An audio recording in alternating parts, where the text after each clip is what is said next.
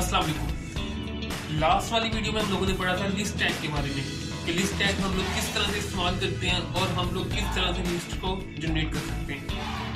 इस वाली वीडियो में हम लोग पढ़ेंगे टेबल टैग को। टेबल के अंदर किस तरह से हम लोग डाटा इंसर्ट कर सकते हैं, हम लोग टेबल किस तरह से बना सकते हैं। लाइक आपने अपने रिजल्ट पार्ट्स देखे होंगे, रिजल्ट पार्ट जहाँ पे आपके मार्क्स वगैरह और आपके सब्जेक्ट्स वगैरह एक टेबल में नजर आ रहे हैं। तो हम इस तरह की चीजें, इस तरह के टेबल किस तरह से HTML में जनरेट कर सकते हैं। तो इस वीडियो में हम लोग टेबल के बारे में पढ़ेंगे, टेबल टैग के बारे में, टेबल टैग कहाँ पे यूज होता है और कैसे कैसे यूज होता है, और उसको देखेंगे कि हम HTML के अंदर रहते हुए किस तरह टेबल जनरेट करेंगे। क्योंकि मैं CSS यूज नहीं कर रहा, मेरी पहली से लेके आखिरी वीडियो तक CSS बहुत कम यूज हुई है और इस वीडियो में CSS यूज होगी थोड़ी सी इनलाइन।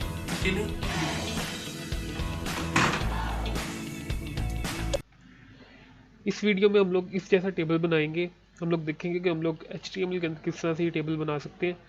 तो अभी के लिए मैंने VS कोड ओपन किया हुआ है और ये सिंपल बेसिक स्ट्रक्चर है जो HTML का होता है। तो अभी तक कुछ भी नहीं और उसमें किया हुआ, तो स्टार्ट करते हैं।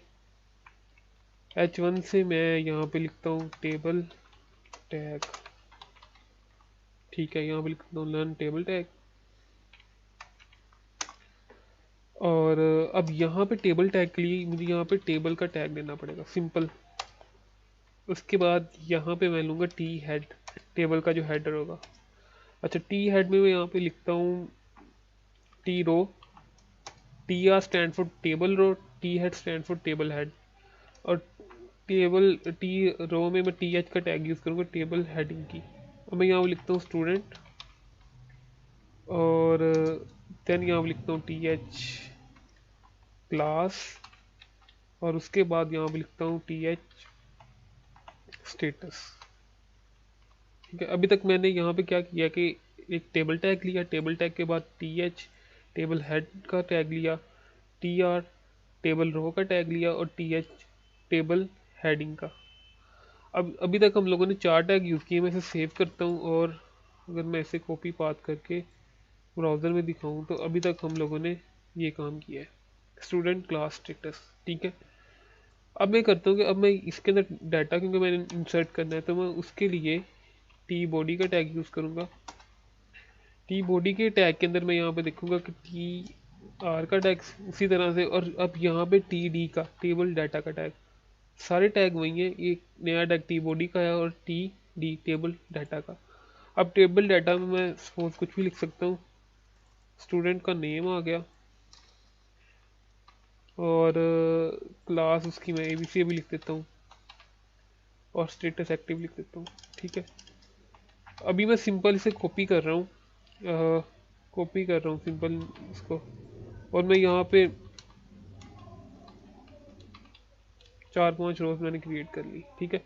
अब मैं वहाँ जाके रीलोड कर दूँ तो आपको ये कुछ इस तरह से नज़र आ रहा होगा। अच्छा, अब यहाँ पे अगर मैं इस टेबल में देखूँ तो यहाँ पे लाइंस भी हैं। तो हमें लाइंस के लिए यहाँ पे एक प्रॉपर्टी है इस टेबल की, एक एट्रीब्यूट है। आपने यहाँ पे आके बॉर्डर और आपने 1 कर देना है। जैसे ही मैं इसे 1 करूँगा तो आप देख सकेंगे कि यहाँ पे ये आपके सामने नज़र आ रहा होगा, यहाँ पे लाइंस आ गई हैं। अच्छा, यहाँ पे एक और प्रॉपर्टी होती है सेल स्पेसिंग, कि सेल के दरमियान स्पेस कितनी होगी।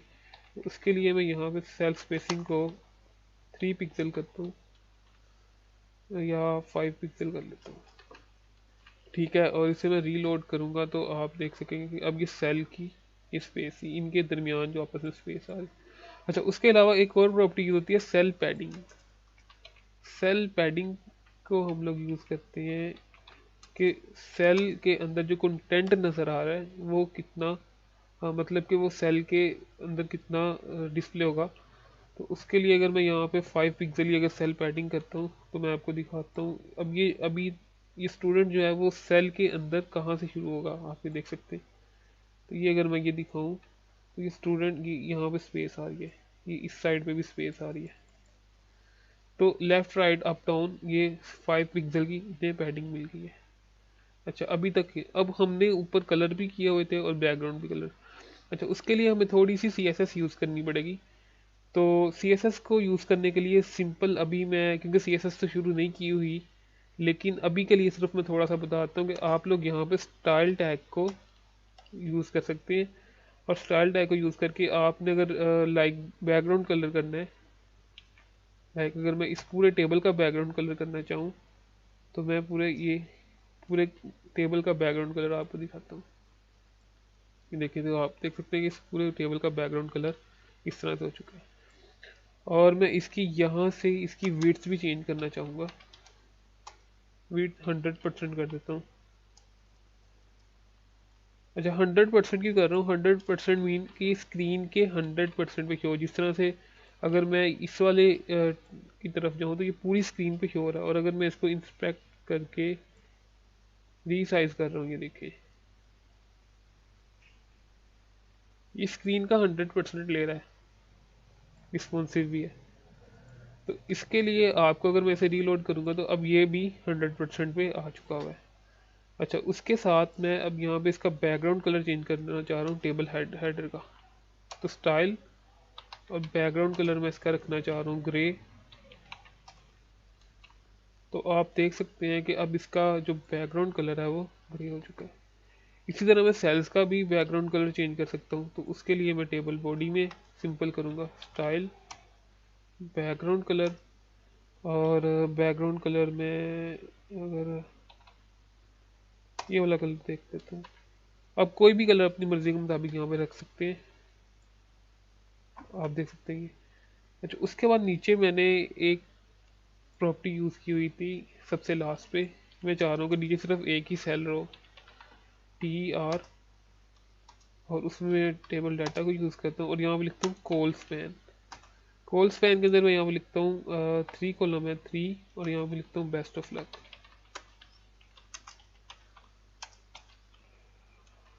सेव करता हूँ, रीलोड करता हूँ, तो यहाँ पे आपको ये तीनों कॉलम को वो मर्ज कर देगा। मैं यहाँ पे इसे 2 करता हूँ फ़र्क दिखाने के लिए, तो आप देखेंगे इसने ये कम कर दिया। तो आप इस तरह से इसे कर सकते हैं। और मैं अगर इसको यहाँ पे लिख दूँ text align centre,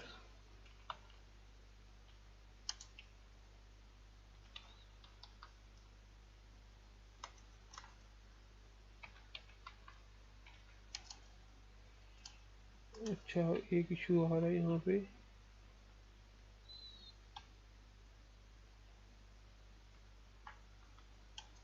centre text align centre कर रहा हूँ ताकि जो टेबल का जितना भी जो डाटा है वो सेंटर में आ जाए। तो ये थोड़ा सा ब्यूटीफुल हो गया। मैं चाहूँ तो नीचे वाले का टेक्स्ट भी चेंज कर सकता हूँ, लाइक अगर मैंने सिंपल इस पे स्टाइल करना है। तो अभी मैं इस पे नहीं कर रहा, उसकी रीज़न ये कि फिर मुझे वो इनलाइन CSS यूज़ करनी पड़ेगी, थोड़ा डिफिकल्ट हो जाएगा। तो इंशाल्लाह जब हम लोग CSS शुरू करेंगे तो हम लोग इसे देखेंगे कि हम लोग किस तरह से डिटेल में हम लोग किस तरह से इसकी कलरिंग करेंगे और वो सारी चीज़ें। तो अभी के लिए सिर्फ इतना ही, क्योंकि हम लोगों ने ये टेबल को सीखना था, बेसिक सीखना था, इसका आपको आइडिया आना बहुत ज़रूरी है। गर्चे ही अच्छी हमें फ़ायदा में नहीं है, लेकिन आप लोग इसकी लाजमी प्रैक्टिस करें। आप अपने स्कूल का रिजल्ट कार्ड वगैरह डिज़ाइन कर सकते हैं इस टेबल के अंदर, या कोई भी ऐसा डाटा जो आपकी टेबुलर फॉर्म में हो, तो आप प्रैक्टिस के तौर पे लाजमी करें। अगर कोई आपको प्रॉब्लम आए तो आप कमेंट में पूछ सकते हैं, और आप अपना फीडबैक लाजमी दें। अगर आपको ये वीडियोस अच्छी लग रही हैं तो चैनल को सब्सक्राइब करें और वीडियो को लाइक करें। इसी के साथ मैं इजाज़त चाहूँगा, अपना बहुत सारा ख्याल रखिएगा। अल्लाह हाफिज़।